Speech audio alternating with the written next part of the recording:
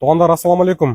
Көк жары Каражыгаш жактан Бишкектин чыгыш тарабынан 10 000 доллар берип үй карап жатсаңыз, кыскача түшүндүрүп берейин, кантип рассрочка жолу менен үй алсаңыздар болот.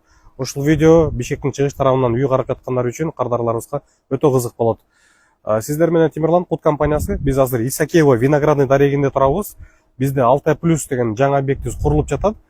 Первоначально болгон 10 000 доллардан жогору берип 880 000 сом, калганын 5 жылга бөлүп төлөп алсаңыздар болот. 60 айга 5%.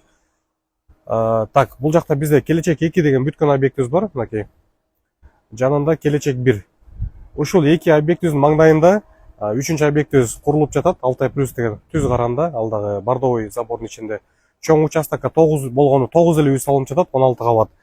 Азыркы учурда саналуу батирлерибиз бар. Өзүңүзгө туура келген батир тандап 5 жылга бөлүп төлөп алсаңыздар болот. 2029-дун 1-кварталында под самоделка берилет. Бардык документтер бар. Минстройдун сайтына кирип текшерип алсаңыздар болот. Жана участогы кызыл китеп.